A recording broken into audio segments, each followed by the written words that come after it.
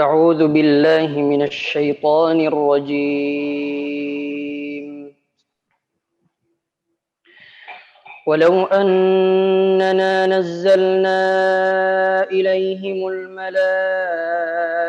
وكلمهم الموتى وحشرنا عليهم كل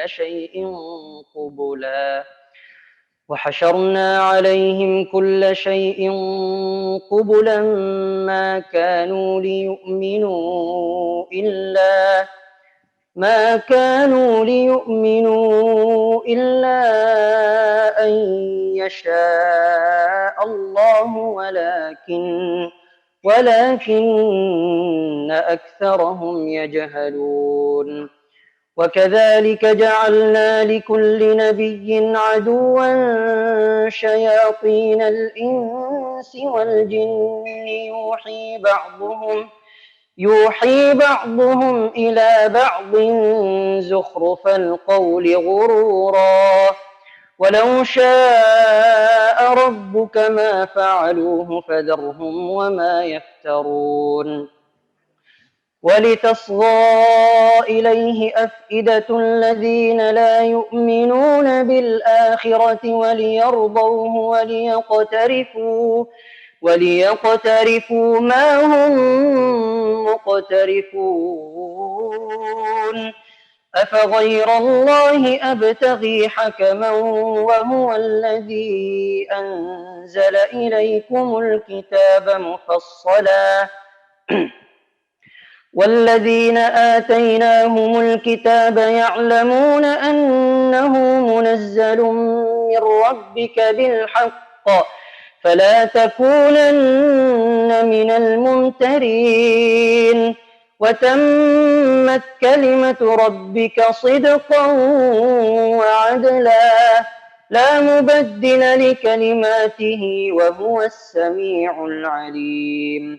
وإن تطع أكثر من في الأرض يضلوك عن سبيل الله إن يتبعون إلا الظن وإن هم إلا يخرصون.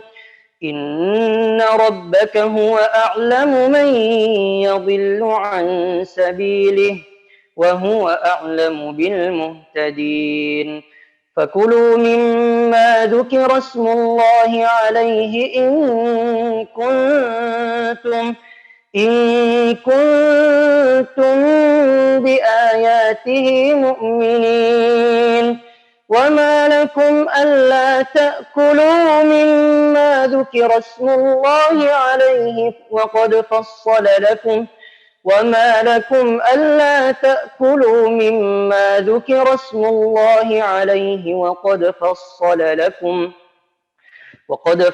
لكم ما حرم عليكم إلا ما اضطررتم إليه وإن كثيرا ليضلون بأهوائهم بغير علم إن ربك هو أعلم بالمعتدين. وذروا ظاهر الإثم وباطنه إن الذين يكسبون الإثم سيجزون بما كانوا يقترفون.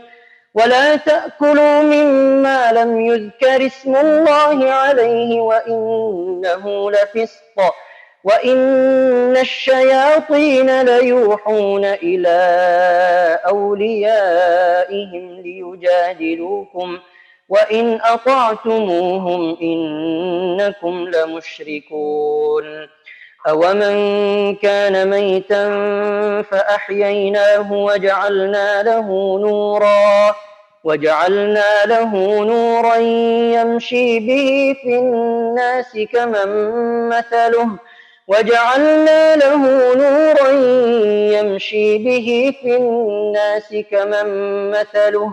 كمن مثله في الظلمات ليس بخارج منها كذلك زين للكافرين ما كانوا يعملون.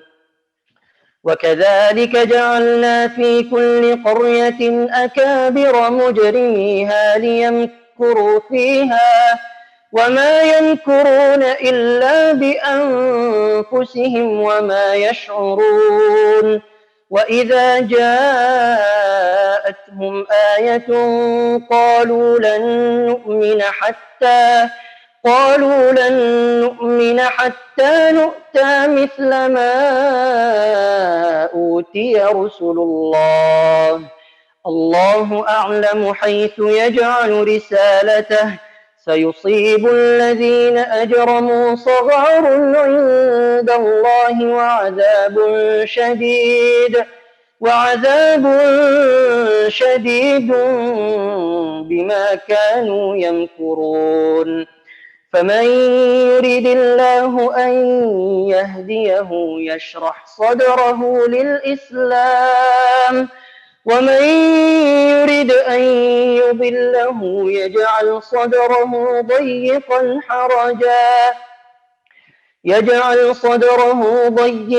حرجا كأنما يصعد في السماء كذلك يجعل الله الرجس على الذين لا يؤمنون وهذا صراط ربك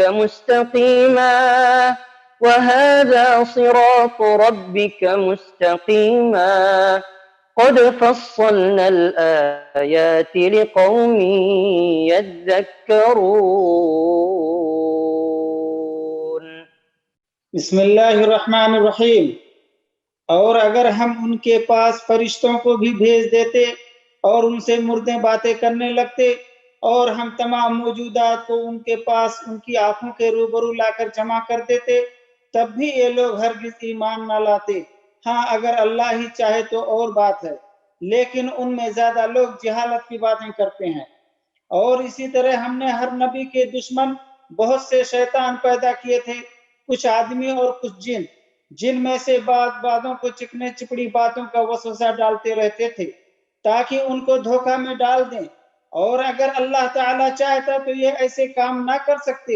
سو ان لوگوں کو اور جو کچھ یہ الزام تراشی کر رہے ہیں اس کو آپ رہنے دیجئے، اور تاکہ اس طرف ان لوگوں کے قلوب مائل ہو جائیں جو آخرت پر یقین نہیں رکھتے، اور تاکہ اس کو پسند کر لیں اور مرتکب ہو جائیں ان امور کے جن کے وہ مرتکب ہوتے تھے۔ تو کیا اللہ کے سوا کسی اور فیصلہ کرنے والوں کو تلاش کرو، حالانکہ وہ ایسا ہے، اس نے ایک کامل کتاب تمہارے پاس بھیج دی، اس کے مضامین خوب صاف صاف بیان کیے گئے ہیں۔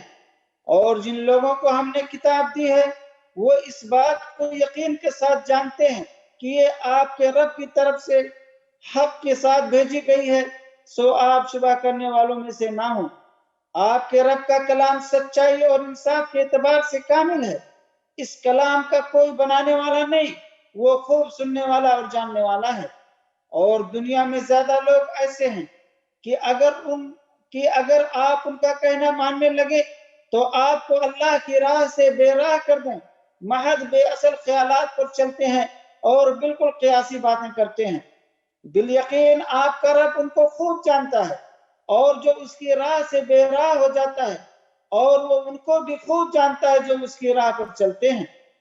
جس جانور پر اللہ کا نام لیا جائے اس میں سے کھاؤ اگر تم اس کے حکام پر ایمان رکھتے ہو، اور آخر کیا وجہ ہے کہ تم ایسے جانور میں سے نہ کھاؤ جس پر اللہ کا نام لیا گیا ہو، حالانکہ اللہ تعالیٰ نے ان سب جانوروں کی تفصیل بتا دی ہے جن کا تم پر حرام کیا ہے، مگر وہ بھی جب تمہیں سخت ضرورت پڑ جائے تو حلال ہے۔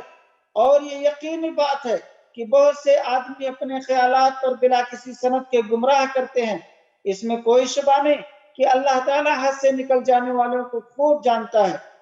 اور تم ظاہری گناہ کو بھی چھوڑ دو اور باطنی گناہ کو بھی چھوڑ دو، بلا شبہ جو لوگ گناہ کر رہے ہیں ان کو ان کے کیے کی قریب سزا مل جائے گی۔ اور ایسے جانوروں میں سے مت کھاؤ جن پر اللہ کا نام نہ لیا گیا ہو، اور یہ کام نافرمانی کا ہے، اور یقیناً شیاطین اپنے دوستوں کے دل میں ڈالتے ہیں تاکہ یہ تم سے جدال کریں، اور اگر تم ان لوگوں کی اطاعت کرنے لگو تو یقیناً تم مشرک ہو جاؤ گے۔ ایسا شخص جو پہلے مردہ تھا پھر ہم نے اس کو زندہ کر دیا، اور ہم نے اس کو ایک ایسا نور دیا کہ وہ اس کو لیے ہوئے آدمیوں میں چلتا پھرتا ہے۔ کیا ایسا شخص اس شخص کی طرح ہو سکتا ہے جو تاریکیوں سے نکل ہی نہیں پاتا؟ اسی طرح کافروں کو ان کے اعمال خوشنما معلوم ہوا کرتے ہیں، اور اسی طرح ہم نے ہر بستی میں وہاں کے رئیسوں ہی کو جرائم کا مرتکب بنایا تاکہ وہ لوگ وہاں فریب کریں، اور لوگ اپنے ہی ساتھ فریب کر رہے ہیں اور ان کو ذرا خبر نہیں۔ اور جب ان کو کوئی آیت پہنچتی ہے تو یوں کہتے ہیں کہ ہم ہرگز ایمان نہ لائیں گے جب تک کہ ہم کو بھی ایسی ہی چیز نہ دی جائے جو اللہ کے رسولوں کو دی جاتی ہے۔ اس موقع کو تو اللہ تعالیٰ ہی خوب جانتا ہے کہ کہاں وہ اپنی پیغمبری رکھے۔ ان قریب ان لوگوں کو جنہوں نے جرم کیا اللہ کے پاس پہنچ کر ذلت پہنچے گی اور ان کی شرارتوں کے مقابلے میں سزائے سخت۔ سو جس شخص کو اللہ تعالیٰ راستہ پر ڈالنا چاہے اس کے سینے کو اسلام کے لیے کشادہ کر دیتا ہے، جس کو بے راہ رکھنا چاہے اس کے سینے کو بہت تنگ کر دیتا ہے، جیسے کوئی آسمان پر چڑھتا ہے۔ اس طرح اللہ تعالیٰ ایمان نہ لانے والوں پر ناپاکی مسلط کر دیتا ہے، اور یہی تیرے رب کا سیدھا راستہ ہے۔ ہم نے نصیحت کرنے والوں کے واسطے ان آیتوں کو صاف صاف بیان کر دیا۔